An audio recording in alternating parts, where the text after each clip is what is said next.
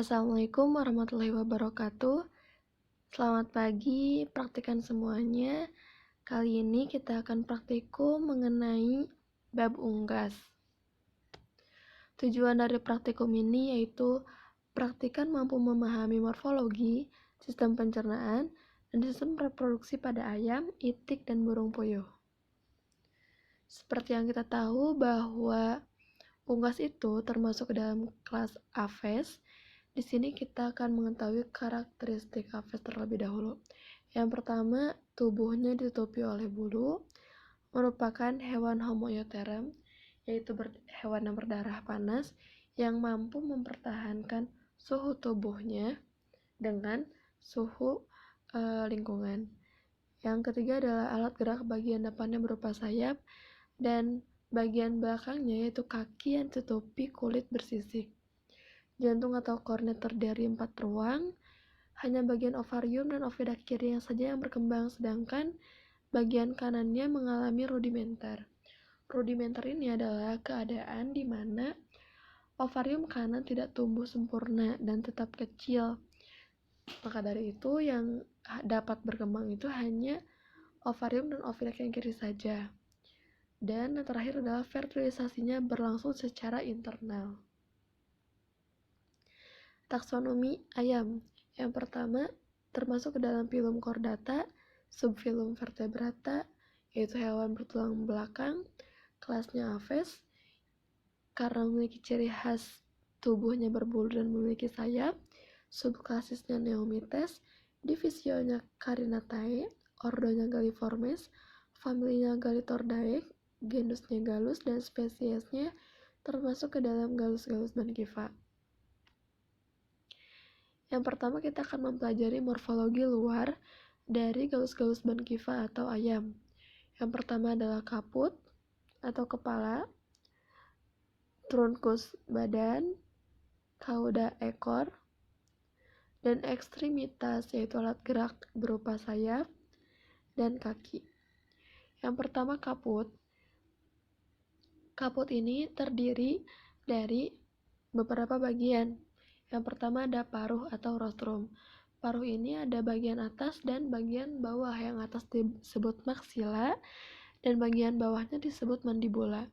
Selanjutnya adalah nares, adalah lubang hidung. Yang ketiga ada organon visus atau mata. Dan yang terakhir adalah lubang telinga luar atau nama lainnya adalah porus acoustic externus. Selanjutnya adalah trunkus atau bagian badan, di mana bagian badan pada ayam ini ditutupi oleh bulu-bulu yang khas, di mana bulu ini berfungsi sebagai pelindung terhadap gangguan. Bulu ini dibedakan berdasarkan anatomi dan letaknya. Yang pertama ada plumulae. Plumulae ini menutupi seluruh bagian tubuh. Plumulae ini sangat halus bulunya. Yang kedua adalah kontur, di mana bulu ini tumbuh di atas bagian plumulae. Dan yang terakhir adalah jenis bulunya Filoplumae. Filoplumae ini berbentuk seperti tangkai. Di puncaknya ada beberapa barbae. Selanjutnya adalah bulu berdasarkan letaknya. Yang pertama adalah remiges.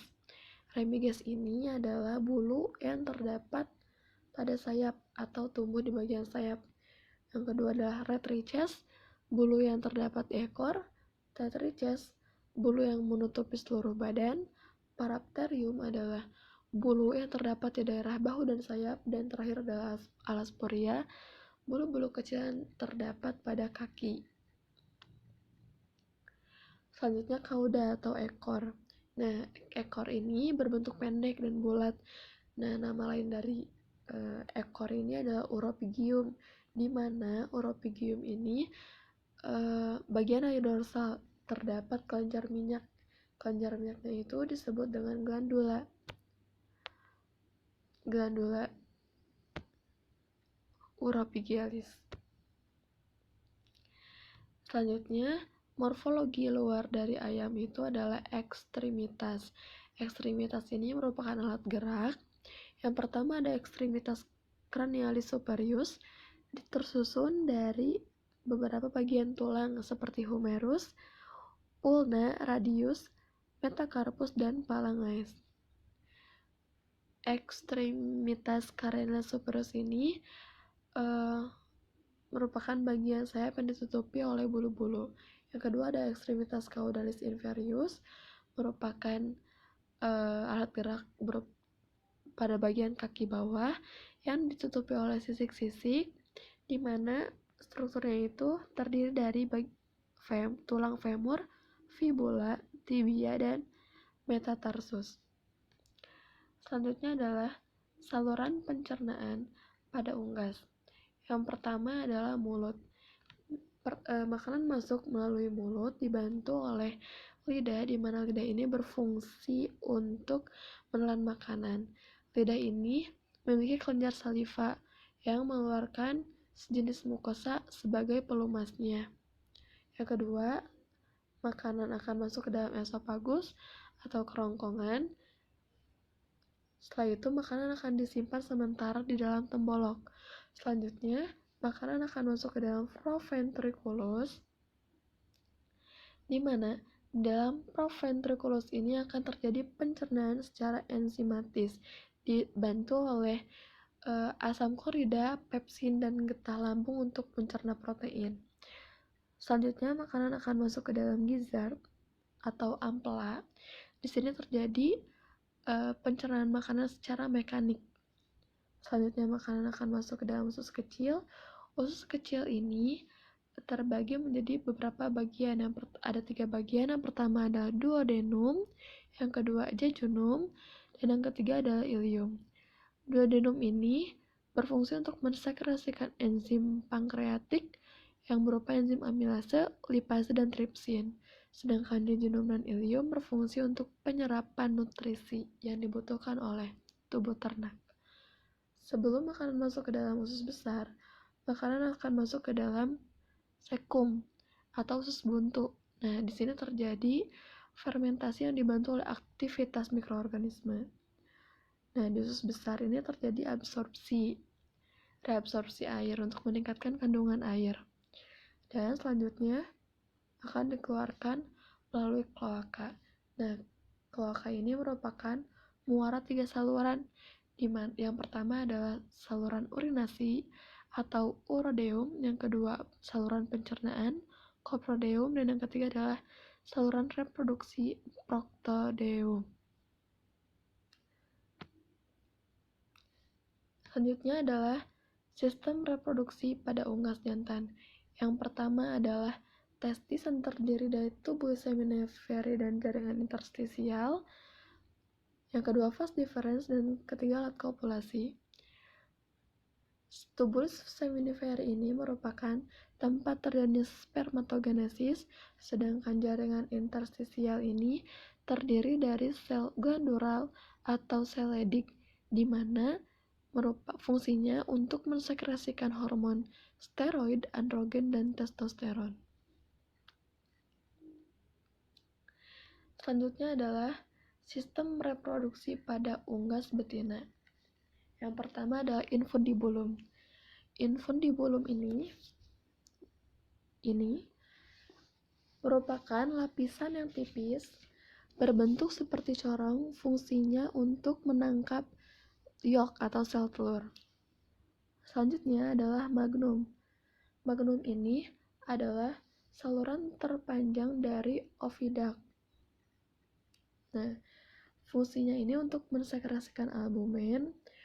Magnum ini merupakan bagian yang tebal karena mengandung kelenjar dan lapisan mukosa. Selanjutnya adalah isthmus.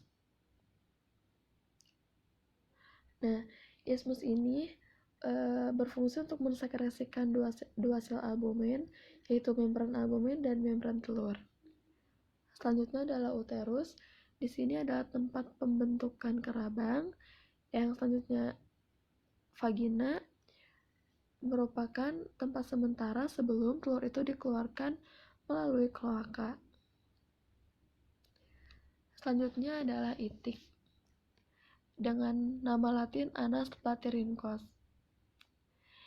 Itik ini memiliki sistem respirasi Yang pertama berupa nares anterior, nares posterior, glotis, laring, trakea, bifurcatio trakea, sring, bronkus, bronchi, pulmo, dan sakus pneumatik.